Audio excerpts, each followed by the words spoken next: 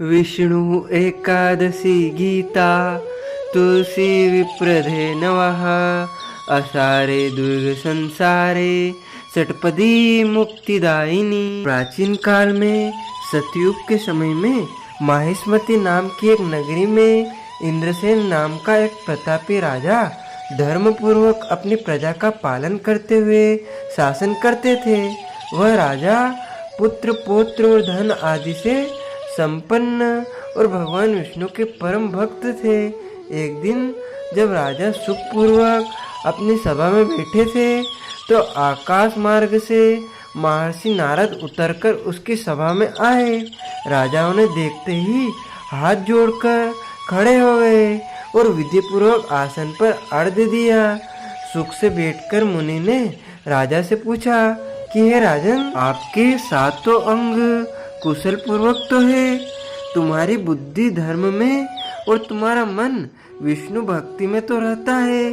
देवर्षि नारद की ऐसी बातें सुनकर राजा ने कहा, हे महर्षि, आपकी कृपा से मेरे राज्य में सब कुशल है तथा मेरे यहाँ यज्ञ कर्मादि सुकृत हो रहे हैं। आप कृपा करके अपने आगमन का कारण कहिए। तब ऋषि कहने लगे कि हे राजन, आप आश्चर्य देने वाले मेरे वचन को सुनो। मैं एक समय ब्रह्मलोक से यमलोक को गया। वह श्रद्धा पूर्वक यमराज से पूजित होकर मैंने धर्मशील और सत्यवान धर्मराज की प्रशंसा की।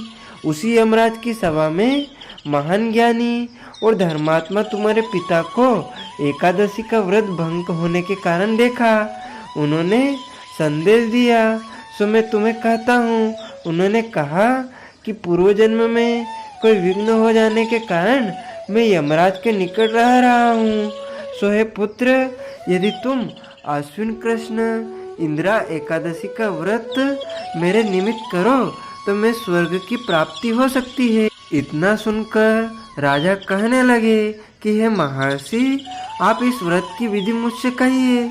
नारद जी कहने लगे, आश्विन माह के कृष्ण पक्ष की दशमी के दिन प्रातः काल श्रद्धा पूर्वक स्नान आदि से निवृत्त होकर पुनः दोपहर को नदी आदि में जाकर स्नान करें। फिर श्रद्धा पूर्वक पितरों का श्राद्ध करें और एक बार भोजन करें। प्रातः काल होने पर एकादशी के दिन दातुन आदि करके स्नान करें। फिर व्रत के नियमों को भक्ति पूर्वक ग्रहण करता हुआ प्रतिज्ञा करें कि मैं आज संपूर्ण भोगों को त्याग कर निराहार एकादशी का व्रत करूँगा। हे अच्युत, हे पुंडरीकाक्ष, मैं आपकी शरण हूँ, आप मेरी रक्षा कीजिए। इस प्रकार नियम पूर्वक शालिग्राम की मूर्ति के आगे विधि पूर्वक श्राद्ध करके योग्य ब्राह्मणों को फलाहार का भोजन कराएं और दक्षिणा दें।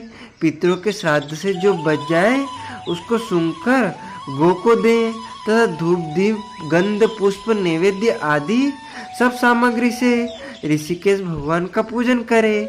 रात में भगवान के निकट जागरण करें। इसके पश्चात द्वादशी के दिन प्रातः काल होने पर भगवान का पूजन करके ब्राह्मणों को भोजन कराएं।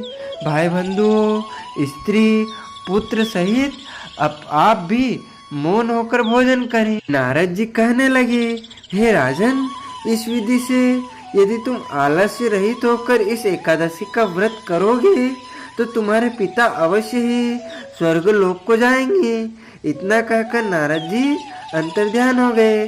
नारद जी की कथा अनुसार राजा द्वारा अपने बांधवों तथा दासों सहित व्रत करने से आकाश से पुष्प वर्षा हुई और उस राजा का पिता गरुड़ पर चढ़कर विष्णु लोक को गया।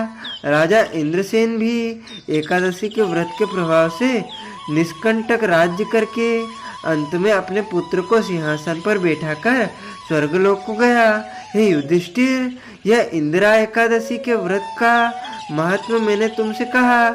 इसके पढ़ने और सुनने से मनुष्य सब पापों से छूट जाते हैं और सब प्रकार के भोगों को भोगकर वैकुंठों को प्राप्त होते हैं। बोले श्री कृष्ण चंद्र भगवान की जय।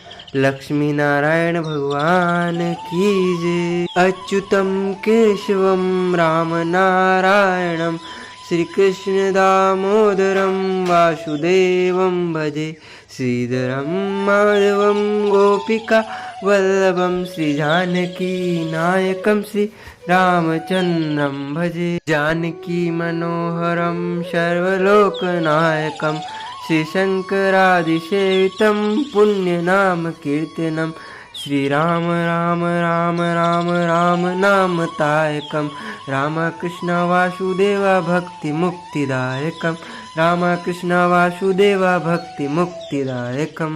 बोलिए श्री कृष्ण चंद्र भगवान की जय।